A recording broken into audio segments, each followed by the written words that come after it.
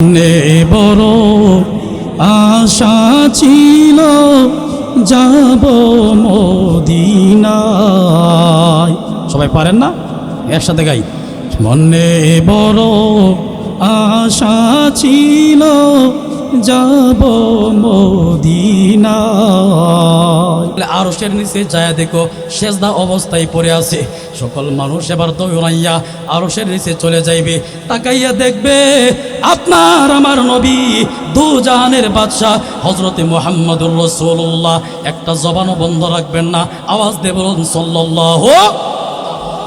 আল্লাহ রসুল সেজদার মধ্যে পড়িয়া ডাক দেয়া বলবে, আল্লাহ ও আমার রবে, দুনিয়ার জমিনের মধ্যে অনেক কষ্ট করছি, আজকে 70,000 শিকল লাগাইয়া জাহান্নামের আগুনকে ফিরাইয়া রাখতে পারতেছি না, খাওয়ার জন্য আসতেছি।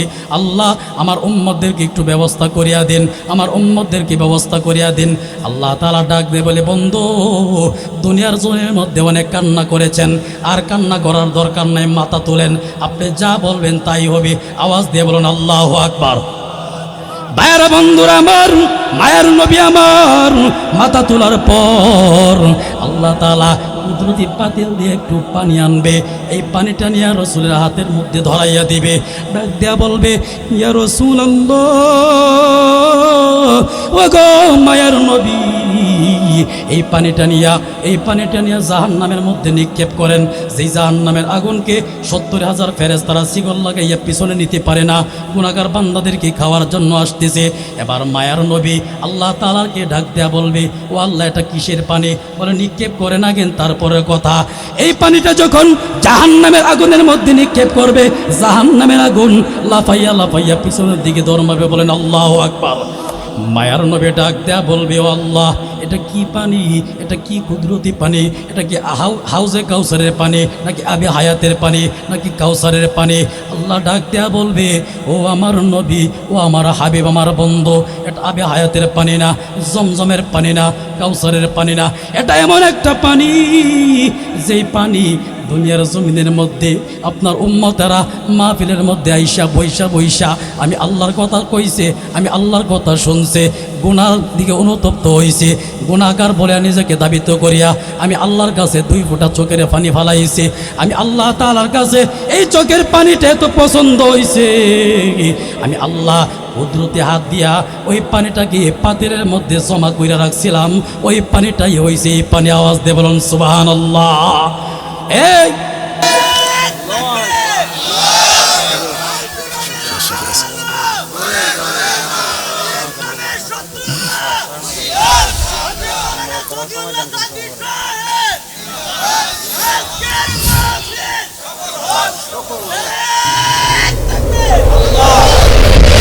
আরবে সাগর পাহাড়ি দেব নাই কো আমার তরি,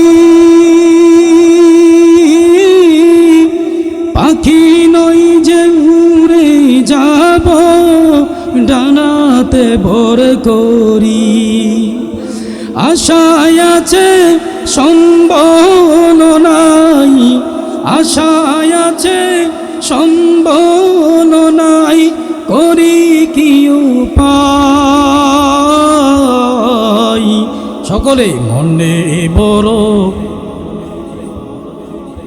যাব মদিনায়, মনে বড়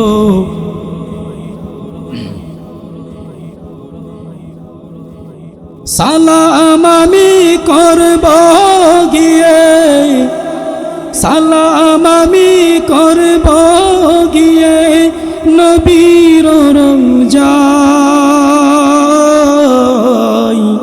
মনে বড় যাব মদিনায়, মনে বড়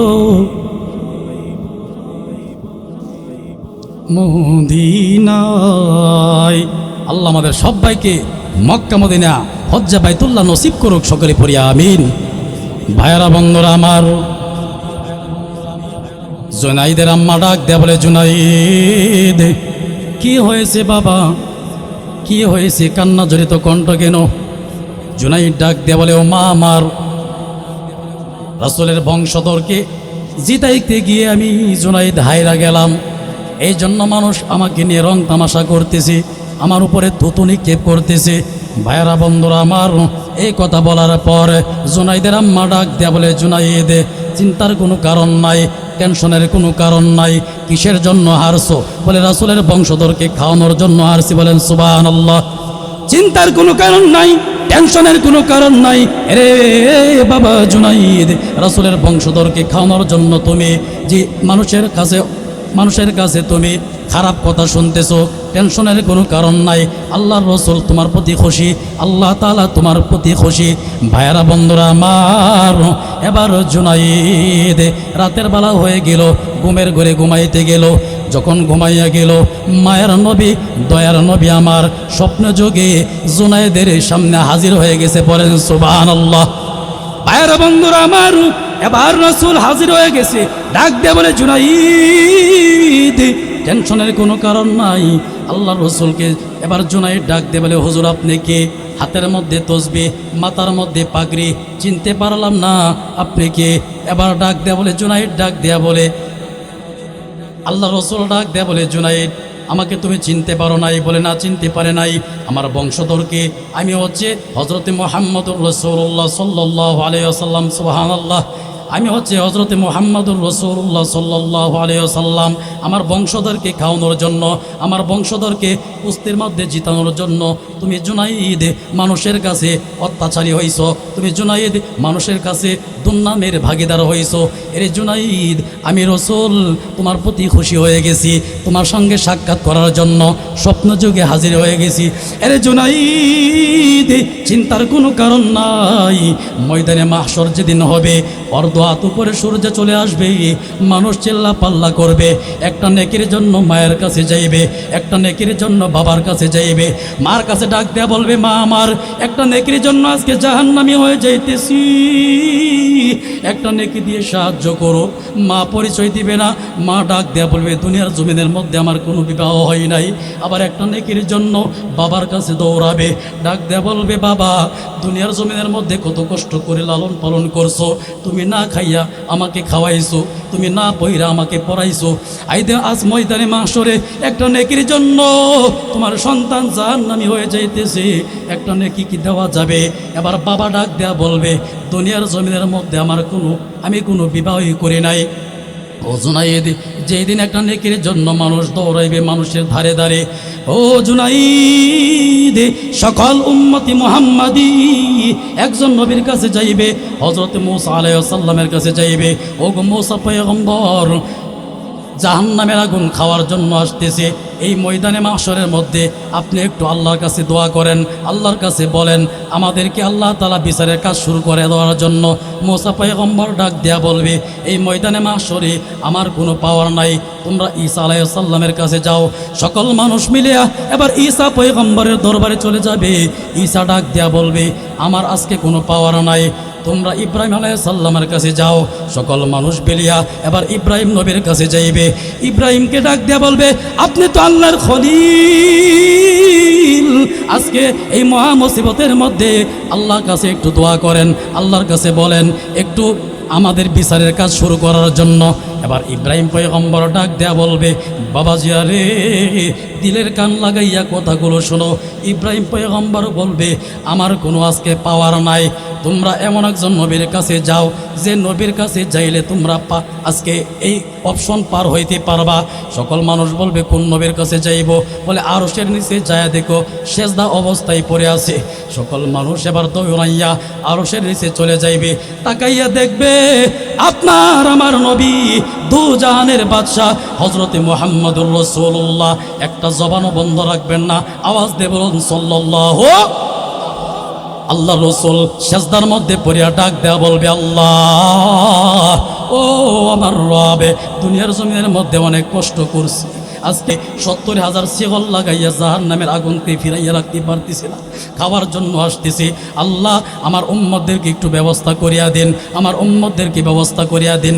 আল্লাহ তাআলা ডাক দিয়ে বলে, বন্ধু দুনিয়ার জমিনের মধ্যে অনেক কান্না করেছেন, আর কান্না করার দরকার নাই, মাথা তোলেন, আপনি যা বলবেন তাই হবে। আওয়াজ দিয়ে বলুন আল্লাহু আকবার। ভাইয়েরা বন্ধুরা আমার, মায়ের নবী আমার মাথা তোলার পর আল্লাহ তাআলা কুদরতি পাতিল দিয়ে একটু পানি আনবে।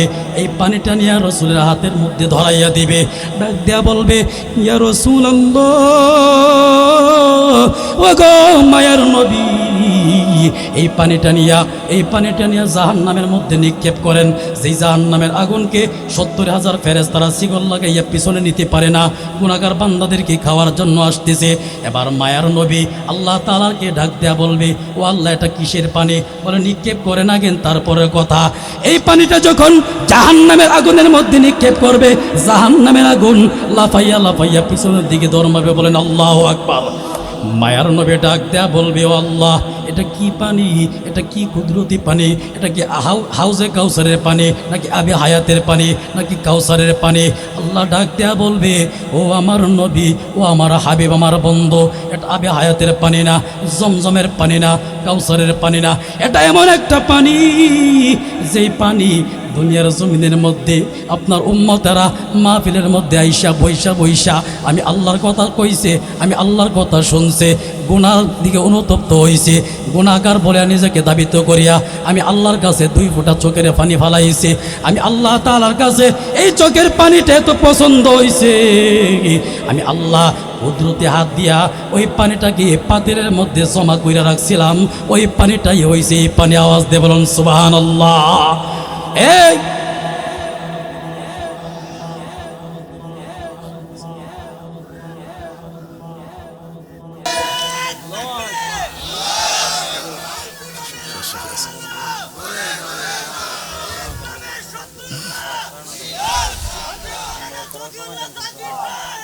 ভাইরা বন্ধুরা আমার, সময় শেষ, হুজুর চলে আসছে। যেটা বলতেছিলাম, আল্লাহর রাসূল ডাক দেয়া বলে, জুনাইদ, চিন্তার কোনো কারণ নাই। আমি পয়গম্বরের ওয়ারিসকে খাওয়ানোর জন্য মানুষের কাছে খারাপ গালি শুনছো, মানুষের কাছে খারাপ মন্তব্য শুনছো, এই জন্য আমি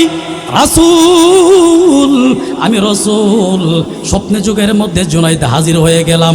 ওই মহা মুসিবতের দিনে, যেদিন মা সন্তানকে চিনবে না, যেদিন বাবা সন্তানকে চিনবে না, ওই দিন আমি রসুল, তুমি জুনাইদকে আমি রসুল জান্নাতে না নিয়া আমি রসুল ওই ময়দানে মাহশরে জান্নাতে যাইব না। পড়েন সুবহানাল্লাহ। ভাইয়ারা বন্ধুরা আমার, এই জন্য যেটা বোঝাইতে চাইছিলাম, আমার রসুল হচ্ছে রহমত। আওয়াজ দিয়ে বলুন সুবহানাল্লাহ। দুনিয়াতেও রহমত, আখিরাতেও রহমত। এবার 2টা অপশন আল্লাহ বলেন, পয়গম্বর আপনার উম্মতদেরকে বলেন, কুল ইন কুনতুম তুহিব্বুনাল্লাহ ফাত্তাবিউনি ইউহিব্বুকুমুল্লাহ। যদি 2টা জিনিস তারা করতে পারে, আমি আল্লাহ তাআলা তাদেরকে মাফ করে দিব। পড়েন সুবহানাল্লাহ। এবার ডাক দিয়ে বলে, পয়গম্বর কি জিনিস? কুল ইন কুনতুম তুহিব্বুনাল্লাহ ফাত্তাবিউনি ইউহিব্বুকুমুল্লাহ। 1 নম্বর হচ্ছে ইউহিব্বুকুমুল্লাহ। তারা যদি আপনাকে ভালোবাসে, আপনার সুন্নতের মালা তাদের গলার মধ্যে পড়ে সুন্নতের ইত্তিবা করে, আমি আল্লাহ তাআলা তাদেরকে মাফ করে দিব। আল্লাহ তাআলা বলে এরপরে কিসের জন্য মাফ করবো না? ওয়াগফিরু লাকুম যুনুবাকুম। আমি আল্লাহ তাআলা তো মাফ করার মালিক। এরপরে বলে কিভাবে মাফ করব? আল্লাহু গফুরুর রহিম। আমি আল্লাহ তাআলা রহিম রহমান নামের খাতিরে ওই বান্দাদের তামাম জিন্দেগির গুনাহ মাফ করিয়া দিব। আজকের পর থেকে যেটা বোঝাইতে চাইছিলাম, 1 নম্বর সওয়াব, আদবের সঙ্গে চলতে হবে। কি আদব? এই যুবক ভাইয়েরা যারা আছেন, বাবার সঙ্গে বেয়াদবি করি, মার সঙ্গে বেয়াদবি করি, বাবা বলে এটা, হ্যাঁ চলে আরেকবার, কথা বলেন ঠিক কিনা? মাইকের আওয়াজ ও আর শেষ হতো করে সুন্দর হয়েছে। যাই হোক, যেটা বলতে চাইছিলাম, 1 নম্বর সবক হচ্ছে আদব। আজকের পর থেকে আদবে জিন্দেগি গঠন করবো তো ইনশাআল্লাহ। 2 নম্বর হচ্ছে আমার নবী রহমত। রাসূলকে আল্লাহকে পাইতে গেলে সর্বপ্রথম কাকে প্রয়োজন বলেন তো? রাসূলকে প্রয়োজন। যেমন আল্লাহ বলেন, আমাকে পাইতে গেলে রাসূলকে প্রয়োজন, সরাসরি আমাকে পাওয়া যাবে না। এই জন্য রাসূলকে পাইতে গেলে রাসূলের সুন্নতের ইত্তিবা করতে হবে। তবে ঠিক কিনা? রাসূলের সুন্নতের ইত্তিবা কি? এই সময় যে এই বিষয়ে যে আলোচনা করে আর অনেক সময় লাগবে। এই জন্য যে কথা বলছিলাম ভাই,